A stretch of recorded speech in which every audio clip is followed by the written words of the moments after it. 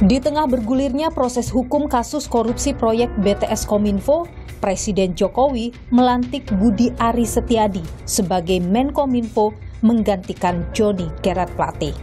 Ketua Umum Projo ini diminta menuntaskan proyek Menara BTS agar selesai pada 2024. Ribuan BTS, bisakah selesai dalam setahun?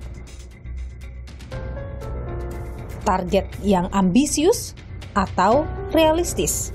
Saya akan mencari jawabnya.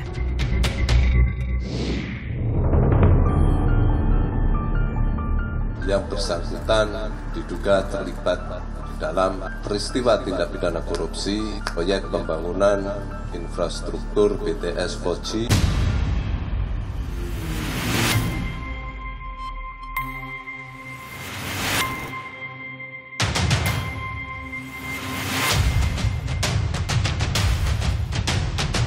Penyelesaian BTS itu harus diutamakan. Penyelesaian hukum silahkan berjalan, kita hormati.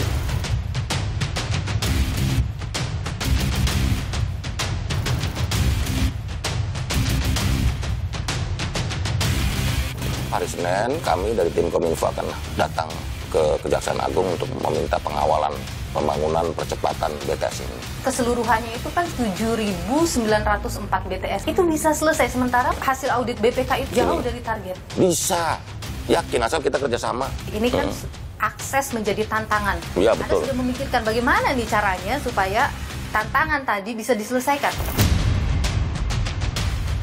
Pak Presiden kan menyebut soal nanti akan dibuat Satgas untuk membantu Pak Menteri bersama dengan Pak Wakil Menteri. Tugasnya apa aja, Pak? Mempercepat itu semua. Ada bahasa juga di luar mengatakan dengan dibentuknya Satgas oleh Presiden nanti itu jadi bentuk ketidakpercayaan Presiden mungkin sama Pak Menterinya. Dibanding EKTP, kelihatannya ini jauh lebih gampang. Pertanyaannya, ada nggak sih pelaku yang mendapatkan uang yang lebih tetapi belum tersentuh? Menarik ketika Johnny G. Plate lewat pengacaranya mengatakan bahwa kita akan buka-bukaan. Mungkinkah itu strategi politik? Bisa juga, saya nggak yakin. Hanya Pak Johnny saja yang terlibat. Ini pasti lintas partai. Presiden Joko Widodo akhirnya melantik Menteri Komunikasi dan Informatika. Pengganti Johnny G. Plate adalah Budi Ari Setiadi, Ketua Umum Projo, relawan pendukung Presiden sejak 2014 lalu yang sebelumnya menjabat Wakil Menteri Desa dan Pembangunan Daerah Tertinggal dan Transmigrasi. Budi tak sendiri, Presiden juga melantik Wakil Menteri Kominfo Nezar Patria. Ditunjuknya Budi Ari sebagai Menkominfo pengganti Johnny G. Plate mengundang tanya banyak pihak.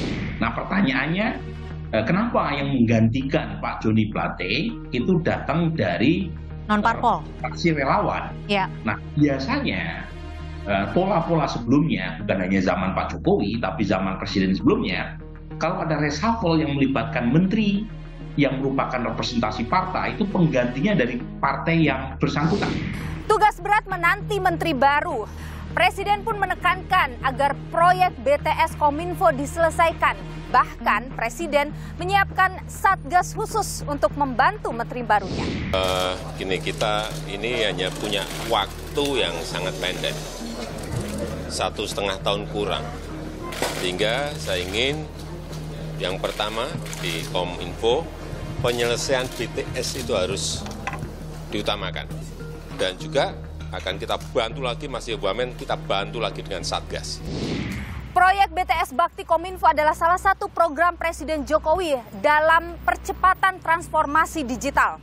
Agar menjangkau seluruh wilayah, maka ditargetkan pembangunan 7.904 BTS 4G di wilayah 3T, terdepan, terpencil, dan tertinggal.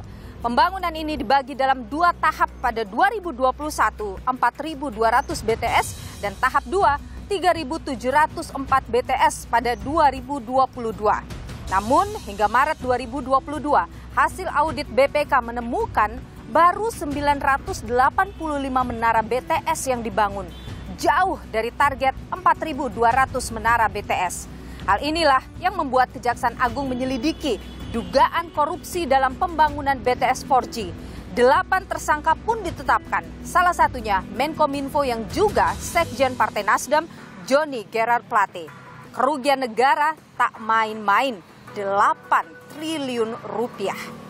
Masyarakat di wilayah 3T sangat membutuhkan konektivitas jaringan. Dengan hadirnya BTS, komunikasi lebih lancar, akses informasi lebih mudah, hingga perekonomian rumah tangga bisa lebih meningkat. Dapatkah mega proyek ini selesai sesuai target 2024 mendatang? Apa strategi dari Menteri baru Budi Aris Setiadi? Saya akan menemuinya. Ikuti saya, saudara. Akan menjunjung tinggi etika jabatan, Bekerja dengan sebaik-baiknya, bekerja dengan sebaik-baiknya, dengan penuh rasa tanggung jawab. dengan penuh rasa tanggung jawab. Menjadi Menteri Kominfo di sisa masa jabatan 1 tahun, tentu kerja cepat dibutuhkan. Apalagi jika harus menyelesaikan masalah pembangunan proyek BTS 4G Kominfo. Apa strategi yang disiapkan oleh Menteri Kominfo yang baru, Budi Aris Setiadi?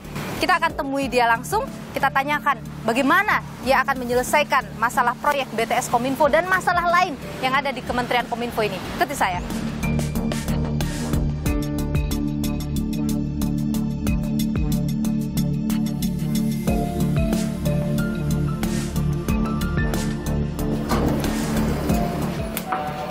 Wah, saya sudah sampai. Ini adalah lantai ruangan tempat Pak Menteri Kominfo bekerja. Kita coba ketemu Pak Menterinya dulu. Pak Menteri. Ya, waduh, pagi. Nilu. Segar sekali pagi-pagi. Harus segar, sehat. Harus semangat. Semangat seperti ini nih. Indonesia berkoneksi makin digital, makin maju. Ini kayaknya tugas berat nih dari Pak Presiden tapi ya. Harus kita kerja. Tapi hari kelima ini sudah apa aja yang sudah dikerjakan oleh Pak Menteri nih? Ya banyak, terutama perintah Pak Presiden untuk menuntaskan proyek BTS. pengadaan BTS.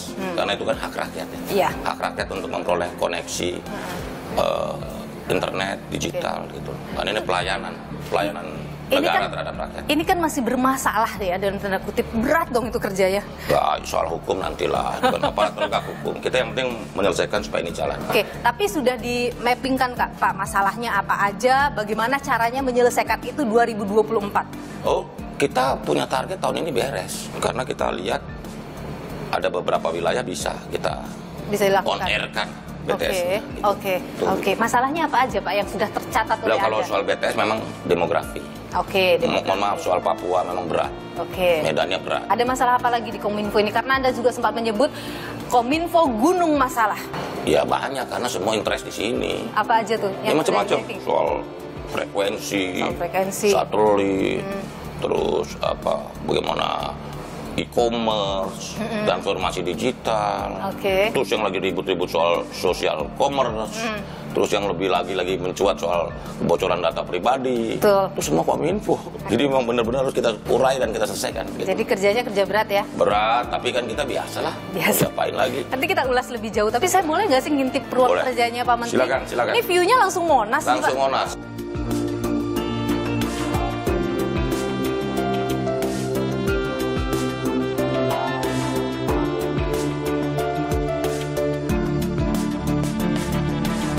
Jadi ini ruangan Pak Menteri di sini. Ya betul. Ini kalau terima tamu apa semua di sini? Di sini. Udah banyak tamu yang datang? Ya banyak.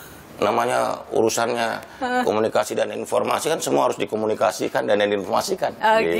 Jadi Pak Menteri, kalau kita bicara soal tadi gunung masalah ya, Pak Menteri tuh mau mengurai itu dari mana dulu? Ya yang penting kan pertama adalah semangatnya. Semangat dari kementerian ini untuk bangkit kembali. Yang lalu biarlah berlalu, yang penting kita lihat ke depan. Jadi Pak Menteri mau masalah itu dimulai dari pengerjaan proyek BTS dulu? Ya itu sesuai arahan Pak Presiden. BTS harus selesai. Yang kedua masalah judi online. Yang mau dilakukan tuh kalau untuk judi online apa? Ya kita tutup semuanya. Kalau bisa kita pasang. Yakin bisa tutup semua Pak? Memang katanya sulit, katanya membuka. Bukan. Ini lawannya hantu. Judi online itu lawan hantu. Hari ini mati, besok muncul lagi. Jadi nggak pernah berhenti. Karena kita tahu yang kita hadapi ini raksasa dan hantu besar gitu. Jadi bisa dilakukan ya? Ya kita usaha terus, yang penting komitmen. Kalau soal yang rame-rame TikTok ya lagi rame. Prinsipnya gini, pemerintah ini tidak mau mematikan kreativitas masyarakat untuk sosial komersil, tapi juga kita harus melindungi masyarakat atau konsumen ini dari kasus penipuan. Karena jangan sampai e-commerce ini jadi lahan penipuan. Kan banyak juga kasusnya kan. Jadi apa yang akan dilakukan itu di situ? Ya kita pantau, kontrol ini, nanti kita rumuskan mengidentifikasi masalahnya secara tepat, sehingga kita bisa memberikan solusi yang baik bagi dinamika atau fenomena mengenai social commerce ini. Oke, gitu. Kalau masalah kebocoran data penduduk ini bukan hal baru, Pak Menteri. Iya, iya. Bukan kebocoran data penduduk, kebocoran data pribadi. Iya, itu kan bukan hal yang baru, hal yang sering dikeluhkan oleh masyarakat. Gini, yang nama lembaga atau instansi yang mengeluarkan mengesu data pribadi kan bukan hanya Dukcapil, Kementerian Dalam Negeri, perbankan.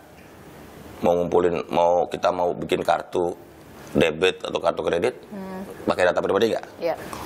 Telkom, terus rumah sakit, terus sekolah, terus banyak lagi kan. Jadi kan yang mengumpulkan data pribadi bukan satu institusi nih, banyak kan. Nah kebocorannya di mana? Nah itu yang kita mesti cek dulu. Jadi kita tidak bisa menyalahkan satu institusi. Misalnya Dagri dengan Dukcapil, enggak, datanya jangan-jangan bocor dari, saya nggak nuduh ya, dari tempat lain gitu loh. Gitu. Jadi itu PR ya Pak Menteri. Kita boleh sambil duduk ya Pak Menteri sekarang ya. Keseluruhannya itu kan 7.904 BTS nih. Iya. Itu bisa selesai, sementara waktu hasil audit BPK itu bahkan jauh dari target. Saya udah dapat angkanya semua. Karena sebelumnya juga sempat dikatakan proyek ini seperti proyek ambisius ketika harus selesai di 2024. Optimis kok.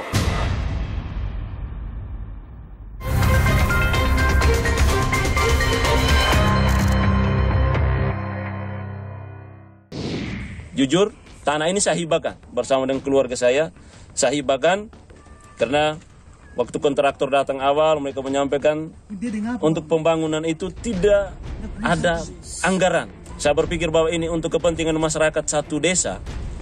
Saya coba ambil tindakan, coba koordinasi dengan keluarga untuk menghibahkan lokasi ini untuk dibangun tower yang sudah berdiri kokoh megah, tapi fungsinya tidak ada. Manfaatnya tidak ada sama sekali. Hasil yang mereka kerjakan itu sampai dengan detik ini belum ada sinyal. Ini jujur, kami sangat kecewa. Sebaiknya tower ini dibuka saja. Ataukah nanti kalau memang dalam waktu dekat pihak Telkomsel Bakti tidak mau kasih aktif, berarti saya akan kerahkan warga untuk bongkar. Untuk kondisi sinyal di sini, ya jaringannya terlalu lambat ketika kita mencari segala sesuatu untuk berita, apalagi yang lebih diutamakan untuk anak-anak yang siswa sekolah, itu yang diutamakan untuk mencari tugas-tugas yang diperintahkan guru, itu susah. Dari dulu kami sangat merindukan jaringan. Setelah dibangun tower ini, itu kami sudah senang. Tapi untuk pengaktifannya belum aktif juga, jadi kami sangat kecewa. Kondisi ini adik-adik sudah pernah mengadu ke pemerintah? Kalau sudah mengadu, sudah pernah mengadu tapi tidak terrealisasi.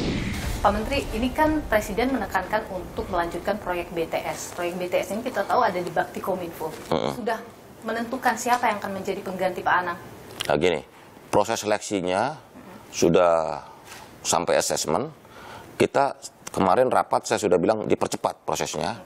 Mudah-mudahan awal Agustus sudah ditunjuk direktur utama Bakti Kominfo yang definitif gitu. Dan juga isu yang paling penting adalah penguatan kelembagaan di Bakti ini. Kita bersama. Apalagi proses hukum masih berjalan kan. Ya, itu soal harus hati-hati lagi nih.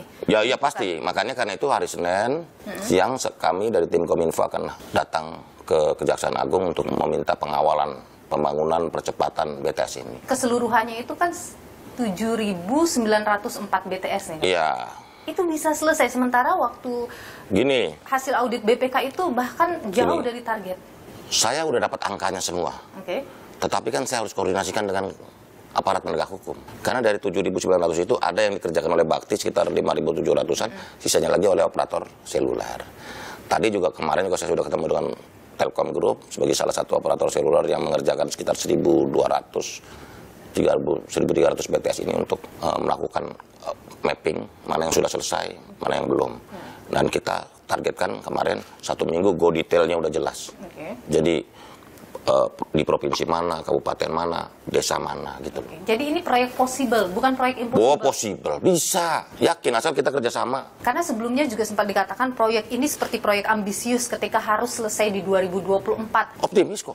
Kita harus optimis dong. Gini loh, data kita terakhir 97% penduduk Indonesia sudah terkoneksi. Jadi tinggal 3% warga negara kita yang belum terkoneksi atau memiliki koneksi atau akses digital atau sinyal handphone. Kalau 3% dari 277 juta penduduk itu kan cuma 8 juta. Dan tentu saja pasti di daerah-daerah yang 3T tadi. 3T tadi.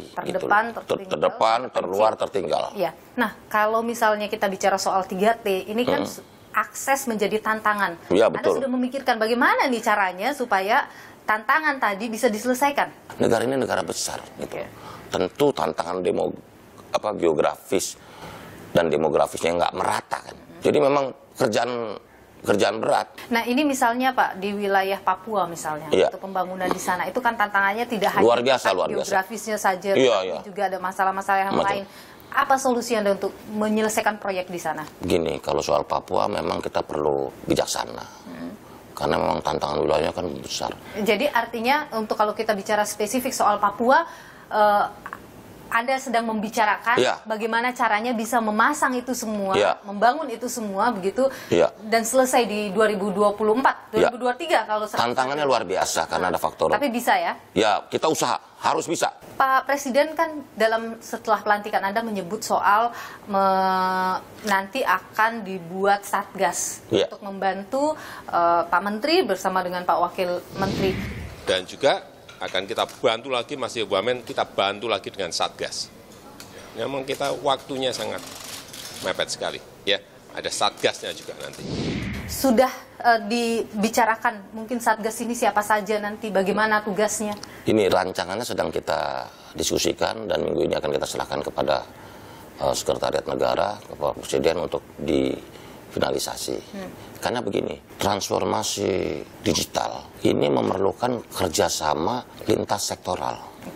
Misalnya soal e-commerce, kan ada kementerian lain yang juga bertanggung jawab untuk keluar masuk barang ini, ekspor impor ini, Kementerian Perdagangan misalnya, terus pajaknya, biayanya kan udah Departemen Keuangan, gitu loh. Satgas ini tugasnya apa aja Pak? Ya mempercepat itu semua, tentu saja dengan komunikasi dan kerjasama dengan banyak kementerian lembaga. Tidak bisa dikerjakan oleh Pak Menteri saja? Kominfo sendiri nggak bisa, karena yang punya tugas dan fungsi atau tanggung jawab ini kementerian dan lembaga. Iya. Begitu. Jadi, kementerian lembaga lain gitu yang bertanggung jawab. Soalnya ada bahasa juga di luar mengatakan dengan dibentuknya Satgas oleh Presiden nanti, itu jadi bentuk ketidakpercayaan Presiden mungkin sama Pak Menterinya.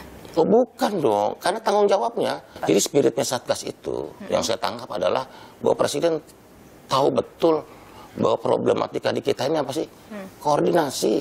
Ego sektoral ini nggak boleh tinggi-tinggi. Bahwa kita sadar bahwa kita harus bekerja sama dengan kementerian lembaga lain. Tapi lembaga ad hoc seperti Satgas nanti kira-kira mampu kemudian mengkomunikasikan? Paling nggak bottleneck-nya bisa lebih dipersempit. Jadi maksudnya hambatan-hambatan itu bisa, paling nggak bisa kita tuntaskan dengan koordinasi, dengan komunikasi, gitu loh. Komunikasi dengan Pak Wakil Menteri bagaimana? Oh oke. Itu teman lama saya kok, Pak Nazar. Pak Nazar kan saya kenal Pak Nazar waktu aktivis 98. Sudah bagi-bagi tugas sama saya udah di rapat, saya udah bilang urusan transformasi digital dan semua yang bersangkut pautan dengan APBN ditangani Pak Wamen. Bayangin coba. Kenapa? Itu terlalu licin. Takut terpeleset? Enggak, bukan. Saya nggak mau, bukan itu. Saya nggak mau menghindari lah. Karena teman-teman saya udah bilang yang penting aman dan perform. Di akhir masa jabatan nanti Anda ingin melihat Kominfo ini seperti apa? Paling nggak Kominfo ini menjadi bagian yang penting, salah satu bagian penting legasi Pak Jokowi di sektor komunikasi dan informatika ini bisa menjadi salah satu yang legasi yang dibanggakan gitu. Ada pesan khusus nggak dari Pak Presiden untuk Anda saat dipanggil, ditawarkan untuk menduduki posisi ini? Pesan khusus apa? Soal politik? Enggak. Pak Jokowi nggak bicara soal politik. Saya udah bilang, beliau sudah perintah saya fokus kerja aja, Mas. Jadi, gitu. Ketua Umum Projo nggak akan ketemu ini itu lagi? Nggak ada. Kalau dalam rangka setelah menduduki posisi ini? Kalau nggak ketemu siapa? Kalau ketemu pihak-pihak Kejaksaan Agung, ketemu dalam rangka kerja. Tidak lagi dalam rangka politik? Ya paling enggak kita fokus kerja lah gitu. Benar Pak, tidak akan ketemu dalam rangka politik nanti? Enggak, kalau soal ketemu politik kita kan orang politik, tapi kan fokus kita tetap fokus kerja. Pemilihan Anda sebagai Menkominfo kontroversial lah. Banyak yang kok bisa Ketua Umum Projo ini yang menduduki posisi ini. Apa yang ingin Anda sampaikan? Ya, kita jawab dengan kinerja aja lah. Paling nggak kita dalam waktu singkat ini kita sudah punya tekad mapping untuk menyelesaikan BTS. Dua, kita coba terus-menerus secara serius memberantas judi online. Dan kita juga ingin terus menyelesaikan berbagai persoalan-persoalan yang ada di masyarakat, khususnya yang menyangkut Kementerian Komunikasi dan Informatika. Kita semangat kok, yang penting. Tuh. Kinerja yang akan membuktikan karya seorang Budi Aris Setiadi, Menteri Komunikasi dan Informatika Republik Indonesia. Terima kasih. Terima kasih. Sudah berbagi informasi dan pandangan ini. Sehat selalu. Ya, sehat. Anda kan dulu pimpinan KPK nih. Tentu tahu bagaimana ketika korupsi itu terjadi, bagaimana aliran dananya, bagaimana mereka kemudian membagi-bagikan uang itu. Sekarang kan yang ramai disebut adalah soal aliran dana ke DPR. Apakah itu hal yang memang mungkin benar terjadi? Oh ya, ini pasti lintas partai.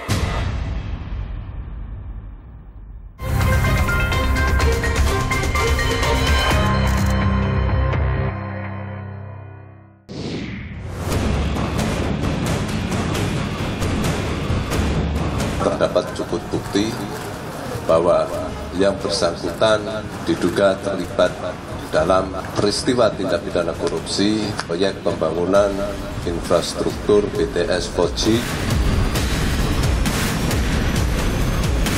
Kita hormati proses hukum, tetapi penyelesaian BTS tetap berjalan.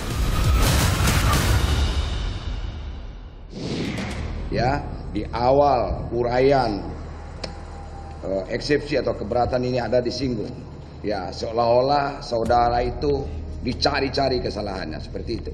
Ya, di sini untuk saudara tahu saja bahwa sidang ini tidak terpengaruh dengan apa-apa. Biar saudara tahu. Ya, kami tidak ada tendensi politik apa, kami bebas dari masalah politik. Jadi nanti jangan saudara nanti beranggapan pengadilan ini juga alat politik. Tidak. Kami lembaga yudikatif terbebas dari semuanya itu. Sidang pembuktian dalam kasus korupsi proyek BTS 4G Kominfo akan segera berlangsung, saudara. Mampukah para terdakwa buka-bukaan? Dan apakah jaksa membuka peluang kasus ini bisa lebih luas? Kita perbincangkan hal ini bersama dengan Wakil Ketua KPK 2015-2019 yang juga adalah Direktur Eksekutif Kemitraan bagi Pembaruan Tata Pemerintahan, Laude M. Syarif. Pak Laude, terima kasih sudah bersama Niluh, sehat selalu. Jadi kalau Anda melihat ini kasus yang rumit tidak untuk membuktikan keterlibatan banyak orang misalnya? Sebenarnya menurut saya ini bukan kasus yang rumit ya, karena sebenarnya kasus ini kan sudah diketahui siapa pelaku utamanya, baik itu dari segi pemerintahnya siapa maupun dari segi kontraktornya siapa. Tinggal menyusuri dua hal. Nomor satu, uangnya pergi kemana saja dan itu gampang ditelusuri oleh PPATK. Yang kedua, selain uangnya, cerita para saksi ini. Jadi seperti itu, siapa yang melakukan apa perannya masing-masing. Bukti-bukti itu saya pikir nggak terlalu sulit. Dibanding EKTP, kelihatannya ini jauh lebih gampang. Kalau tadi soal aliran uang kemana saja, Anda katakan itu hal yang mudah. Sekarang juga kan nama-nama beredar ya disebut sebagai penerima aliran dana. Menurut Anda para saksi-saksi nanti yang tentu saja ada terdakwa di dalamnya sebagai saksi akan mampu membuka ini secara belak-belakan begitu? Siapa saja, bagaimana aliran uang itu diterima? Seharusnya jaksa penuntut umum itu mengencourage, ya mengharapkan dan meminta kepada para saksi ini untuk terbuka. Hakim di persidangan pun dia bisa menanyakan beberapa hal agar ini menjadi terbuka dengan baik. Tapi kalau keyakinan Anda, apakah jaksa mungkin akan membuka peluang itu? Karena kan ada kekhawatiran jangan sampai jaksa melokalisir ada pihak yang dibidik itu saja, yang ada kemudian pihak yang dilindungi. Kalau Anda bagaimana melihat kekhawatiran seperti itu? Kasus ini memang punya warna lain. Banyak orang berpikiran bahwa ini ada faktor politiknya. Oleh karena itu, maka jaksa harusnya seluas-luasnya agar kecurigaan masyarakat dan kecurigaan sebagian para pengamat itu tidak terbukti. Tapi kalau melihat prosesnya sekarang, menurut Anda Kejagung sudah on the track? Ya, saya pikir mereka pada track yang baik sekarang karena sudah menetapkan 9. Pertanyaannya, ada nggak sih yang pelaku yang mendapatkan uang yang lebih ini tetapi belum tersentuh? Menurut Anda ada pihak lain yang mungkin lebih banyak lagi yang terlibat dalam kasus ini, yang menerima aliran dana? Mungkin nama-nama yang beredar itu adalah hal yang benar gitu? Ya, ada beberapa, misalnya kalau misalnya pemilik perusahaan, kalau misalnya saya seorang pegawai ini, pasti kalau saya memberikan uang atau menampung uang, seharusnya pemilik perusahaannya, pemegang saham terbesarnya dari perusahaan ini, seharusnya tahu. Jadi memang layak dibuka agar masyarakat mendapatkan jawaban dan agar kejaksaan tidak dicurigai. Oke, Anda kan dulu pimpinan KPK nih, tentu tahu bagaimana ketika korupsi itu terjadi, bagaimana aliran dananya, bagaimana mereka kemudian membagi-bagikan uang itu. Sekarang kan yang ramai disebut adalah soal aliran dana ke DPR. Apakah itu hal yang memang mungkin benar terjadi? Oh ya, jadi kalau saya beri contoh saja EKTP. EKTP itu kan ada eksekutifnya, ada pengusahanya, dan ada DPR-nya. Nah, itu waktu itu kan kerugian yang dihitung oleh BPK 2,3 triliun. Kalau ini berapa kerugian? 8 triliun. 8 triliun, berarti kan lebih besar.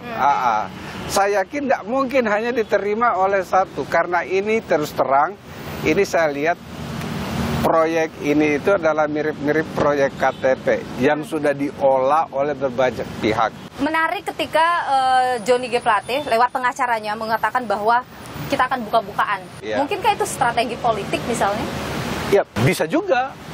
Dia nakut-nakutin orang yang terlibat. Kalau hanya dia yang terlibat. Tapi saya nggak yakin. Hanya Pak Johnny saja yang terlibat. Ini pasti lintas partai. Kalau EKTP itu kan lintas partai juga. Dan kasus ini mirip-mirip. Mirip-mirip. Jadi bisa saja ada aliran dana ke partai. Iya. 2 saksi kunci di sini ya. Kita sebut Irwan dan juga orang kepercayaannya Windy. Irwan yang ditugaskan oleh Dirut Bakti Kominfo untuk mengumpulkan uang dan kemudian membagi-bagikannya ke pihak-pihak tertentu yang kemudian tersebarlah nama-nama itu yang mengalir ke DPR dan sebagainya. Mungkinkah kemudian Irwan dan Windy ini akan, kalau menurut Anda, berani untuk membuka tadi itu? Meskipun memang dalam pemeriksaan dia membuka nama-nama itu dan persidangan. Ya, kalau dia sudah memulai dalam pemeriksaan, dia sudah membuka nama, seharusnya all out sampai di pengadilan dia mengatakan itu juga. Dia juga bisa menawarkan diri dan bisa apakah kejaksaan menawarkan mereka menjadi justice kolaborator atau mereka meminta kepada jaksa, kami ingin membuka ini lagi asal kami dijadikan justice kolaborator. Oke, dan kita tentu menunggu besok Selasa ini sidang perdana untuk pemeriksaan saksi-saksi akan digelar. Tentu kita akan lihat bagaimana jaksa bekerja. Tadi peluang lebih luas lagi kasus ini dibuka, itu yang kita nantikan. Terima kasih Pak Laude M. Syarif, Direktur Eksekutif Kemitraan bagi Pembaruan Tata Pemerintahan dan juga adalah Wakil Ketua KPK 2015-2019. Sudah berbagi pandangan di Nilu. Sehat selalu Pak Laude. Mbak. Presiden Joko Widodo setelah melantik menteri yang baru itu kan menekankan kembali proyek BTS ini harus jalan, harus selesai. Sisa waktu masa kerja Menteri Kominfo ini hanya 1 tahun gitu. Saya habis wawancara Pak Menteri juga, dia optimis bahwa bisa kok kita selesaikan di tahun ini. Menurut Anda itu realistis? Tahun ini?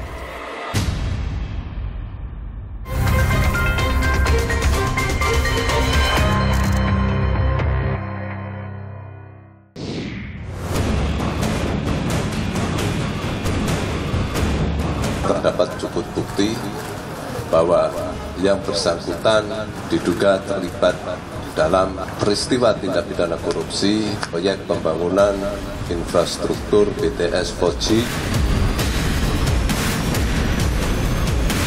Kita hormati proses hukum, tetapi penyelesaian BTS tetap berjalan.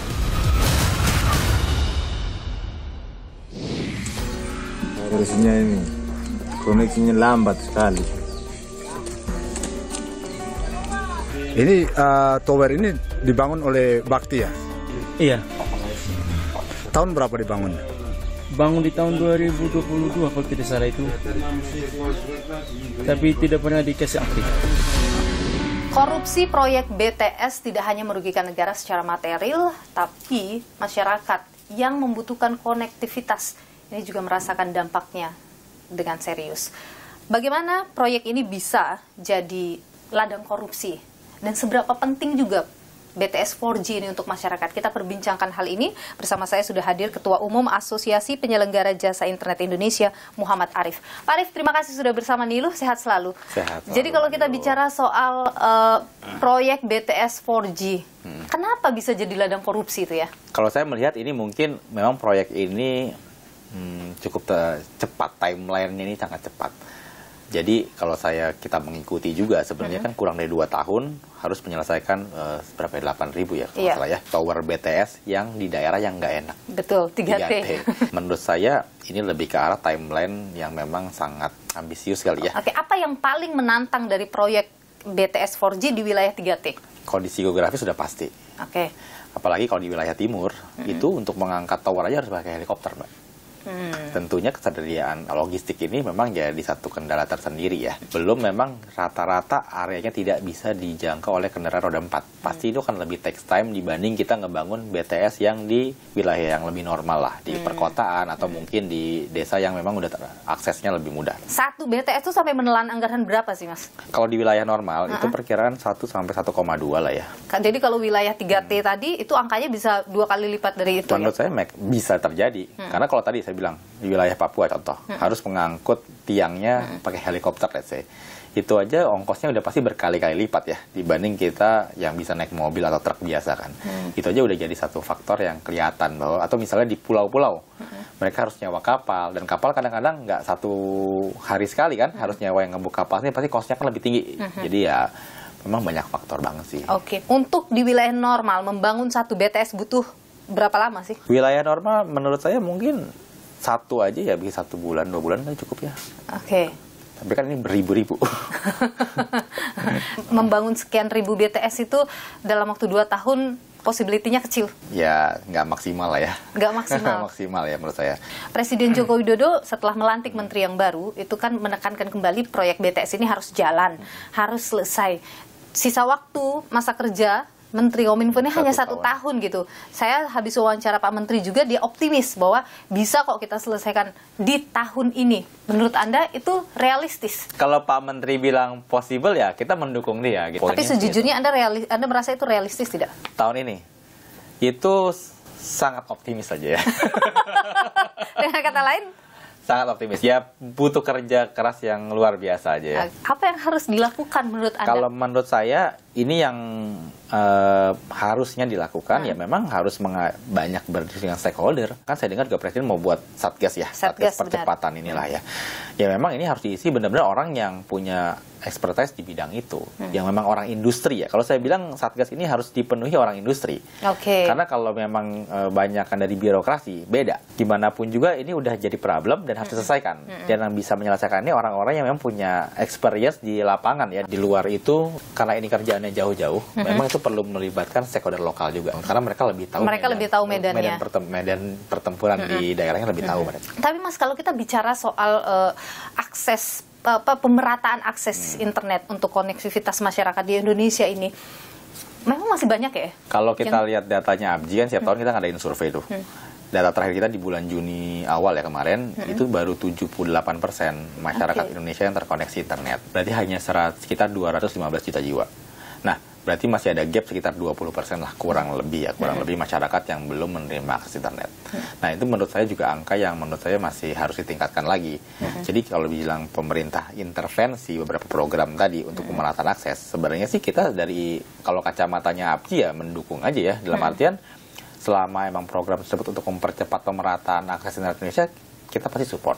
Karena kita juga pengennya semua masyarakat itu kalau bisa terkoneksi dengan internet. Karena ya suka nggak suka, sekarang kan itu jadi backbone kehidupan kita ya. Ini juga penting buat Indonesia, kita belum punya roadmap infrastruktur digital. Indonesia kayak belum ada kalau menurut saya. Kayak ngomongin pemerataan akses internet ini sebenarnya udah 3 menteri melakukannya, Mbak.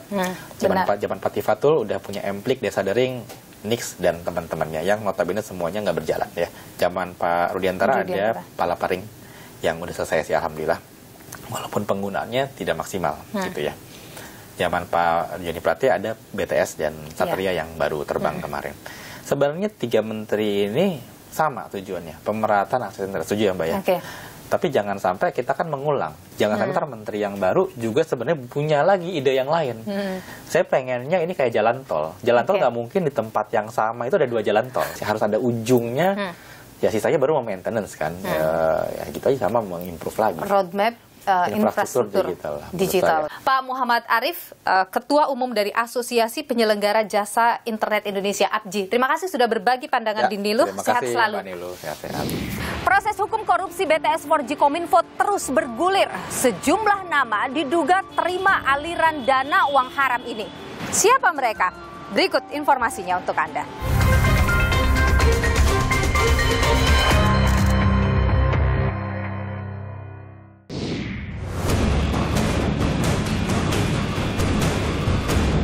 Terdapat cukup bukti bahwa yang bersangkutan diduga terlibat dalam peristiwa tindak pidana korupsi proyek pembangunan infrastruktur BTS 4G. Kita hormati proses hukum, tetapi penyelesaian BTS tetap berjalan.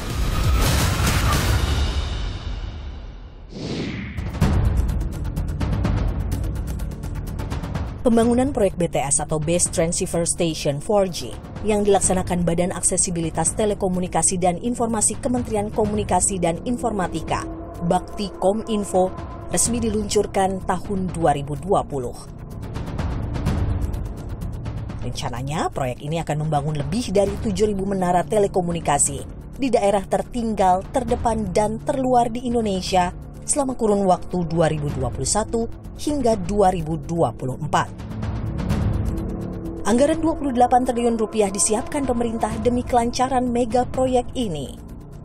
Namun setahun proyek berjalan, muncul kejanggalan.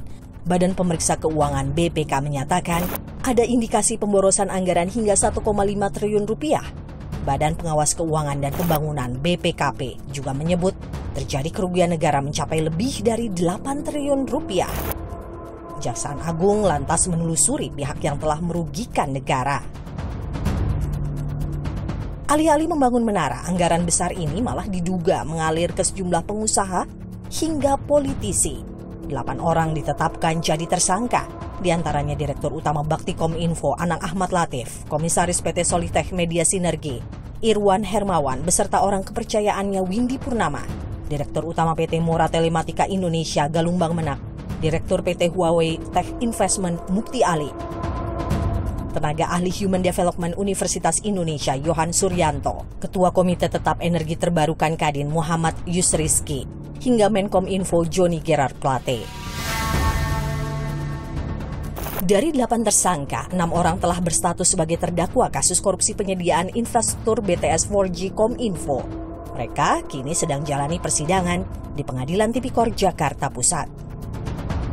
Berdasar dakwaan jaksa, rancangan korupsi BTS Kominfo dimulai dari pertemuan Joni Plate dengan Anang dan Galumbang pada 2020 di sebuah lapangan golf di Jakarta, di mana Plate disebut meminta jatah 500 juta rupiah per bulan untuk dana operasional kepada Anang. Anang yang disebut berperan sebagai pengatur skenario pemenang lelang proyek, kemudian meminta perusahaan calon pemenang tender memberikan komitmen fee sebesar 8-15%. Uang komitmen inilah yang disebut disetorkan ke Plate.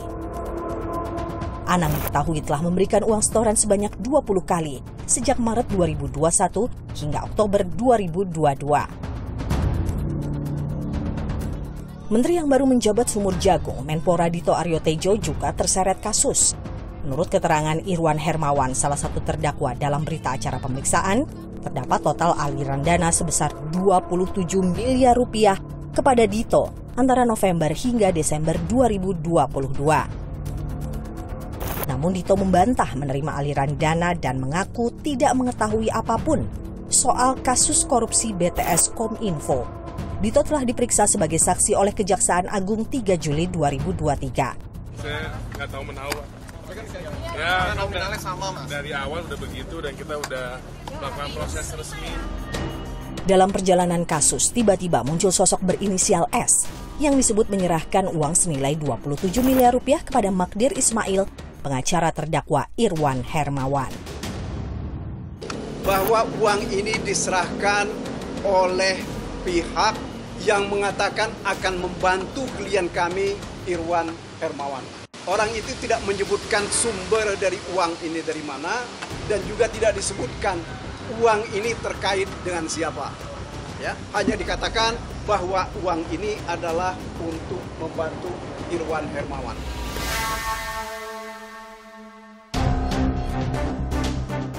Kejaksaan Agung tak serta-merta terima uang tersebut sebagai alat bukti. Kejaksaan lantas menggeledah kantor Magdir Ismail guna mencari tahu siapa sosok S. Sidang akan mulai masuki pemeriksaan saksi-saksi. Menarik mengetahui bagaimana kasus ini terus bergulir, adakah tokoh sentral di baliknya? Sementara proses hukum berjalan, penyelesaian proyek BTS jangan dilupakan. Proyek strategis nasional ini tetap harus berjalan demi wujudkan hak warga negara dapatkan akses telekomunikasi optimal. Persidangan diharapkan mampu beri jalan terang kasus ini. Penikmat korupsi harus diseret tanpa tebang pilih.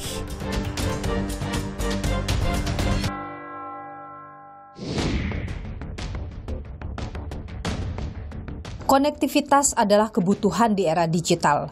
Akses internet harus merata dari Sabang sampai Merauke, dari Miangas hingga Pulau Rote. Proses hukum yang berjalan tak boleh hentikan keberlanjutan proyek BTS. Pengawasan maksimal harus dilakukan demi tuntasnya kewajiban negara pada rakyatnya. Ikuti terus perkembangan informasi pemilu 2024 hanya di Kompas TV, independen, terpercaya. Saya Niluh Puspa, sampai jumpa.